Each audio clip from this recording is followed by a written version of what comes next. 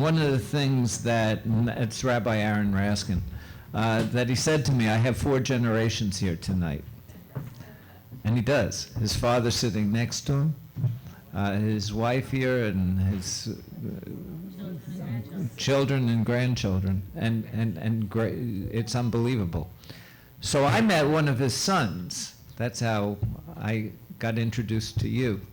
Who, if the two of you would come up, Eliyahu and Rabbi Raskin, I had the good fortune to meet him, and he's, in his own right, just unbelievable in leading a generation and doing things with that generation, which is so important to us.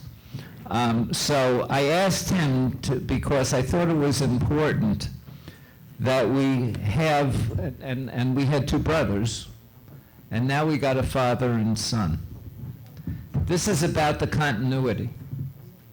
When you're talking Hall of Fame, you're talking about legacy, you're talking about continuity. So we're thrilled to have the 2 of you, and I turn it over to young Rabbi Raskin.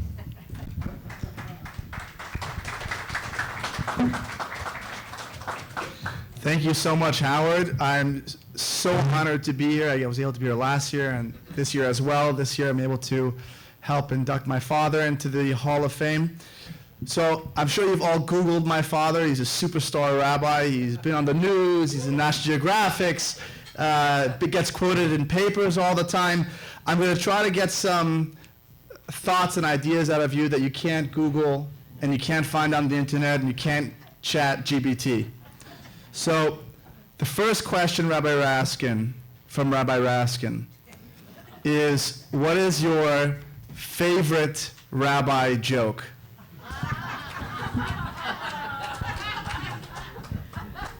Full disclosure, I was told to prepare a drasha tonight, a speech, and now I'm being interviewed, so I have to change my notes.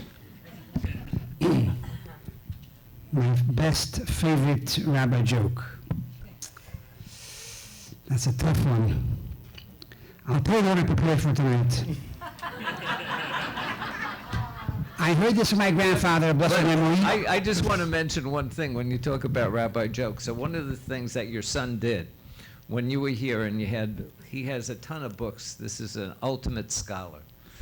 So his son says. I heard it from my father, by the way. So Eliyahu says to me, I'm going to give you 3 of his books to read. So I start reading them, and I got about this far, and you read them again, and each word is important. So talk about a joke. Give somebody who wants to learn a lot a scholarly set of books. And I said to him, I'll read it this weekend, longer. Almost done. Thank you, Howard. It's a big honor to be here tonight. So my grandfather, of blessed memory, Rabbi Jacob Shehecht, many times when he was introduced, he would say that President Lyndon Johnson was once given a very flowery introduction. And he said, I really wish my father and mother were here. And they asked him why. He said, my father would have liked it, and my mother would have believed it. So I'm happy to say my father is here, and I'm sure he liked it, and my mother is probably watching on video, and she surely believes it. And thank you all for coming tonight. Amazing, thank you. My father always has jokes at his fingertips, so I know. My next question for you is, I know you grew up under your grandfather's inspiration and the Rebbe's inspiration for the Chabad movement. What inspires you today to be the rabbi you are? What inspired you to grow from where you were to where you are now and hopefully will become? First and foremost, I want to say that I have the distinct honor and privilege to be part of a family that has probably 1,000 cousins. How many rabbis?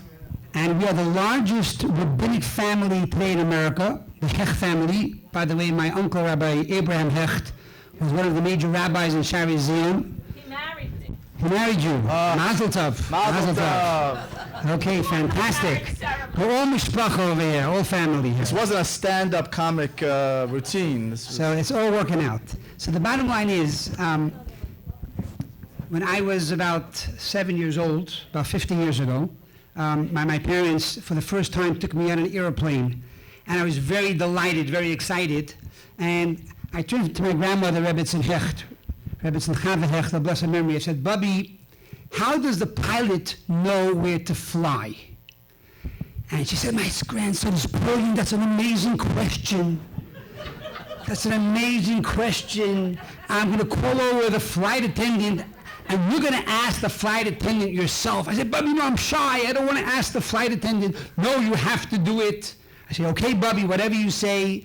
And I turned to the flight attendant and said, ma'am, excuse me, how does the pilot know where to fly? So that's a brilliant question. Amazing question. And the answer is very simple. You see, you look outside both of these windows, and you'll see that there are wings on the plane. And on the side of each wing, there's a light. And the pilot flies right through both of those lights. And I'm 70 years old, I'm saying, she's not telling me the truth. But you know something? It took me 50 years to get to the brilliance of that story. Because the answer is that I believe throughout my life, I had these two lights that constantly gave me direction and inspiration. On the right side, my mentor, the Lubavitcher Rebbe. On the left side, my grandfather of esteem, Rabbi Jacob J. Hecht. On the right side, my father and my mother. On my left side, my wife and my children. These are people who constantly give me inspiration to continue to climb and do more for the community every single day. So these are my lights.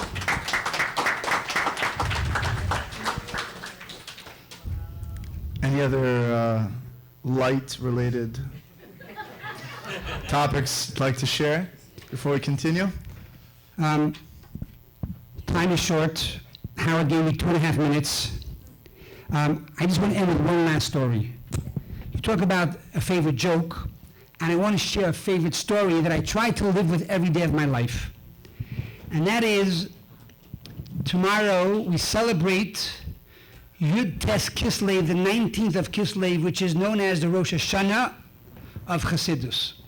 And the year 1798, Rabbi Shneur Zalman of Liadi was arrested and brought into Tsarist prison. And the reason was for printing a Tanya, for printing a book on Jewish mysticism, which was a violation of the law. And while he was in prison, the captain, a non-Jew, who was fluent in the entire 24 books of the Bible with commentary, more than most of our Jewish brothers and sisters here tonight, went over to the Alter Rebbe and said to him, I have a question in the Bible. He says, yes, what is the question? He said, you know, in the beginning of the Bible it says that Adam and Eve ate from the forbidden fruit. And God turned to Adam and said, Adam, Ayeka, where are you? Now, I'm not Jewish, but doesn't God know everything?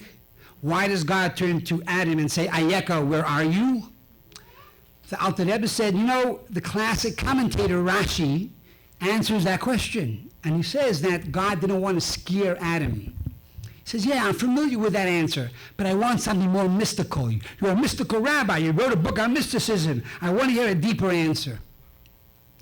And the Alter Rebbe asked him, tell me, do you believe the Bible is eternal? He said, yes. Do you believe the Bible talks to every human being? He says, yes. If that is the case, the answer is as follows. You see, every day of our life, God turns to each and every one of us. We are Adam.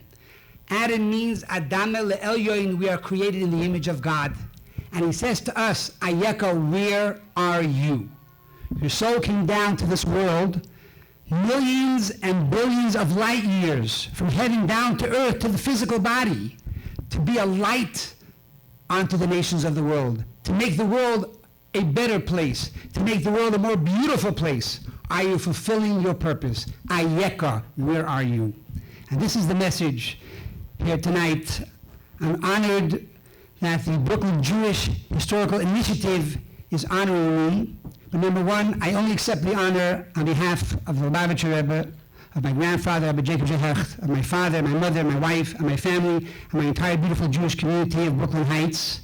But the most important word in this sentence is initiative. That each one of us has to make that initiative. Each one of us is a candle. Each one of us is a light. None of us is insignificant. We're not too small. Yes, perhaps you're not the CEO of a big company in Borough Park or a rabbi of a synagogue, but every one of us has a soul, and each one of us can make a difference. Thank you.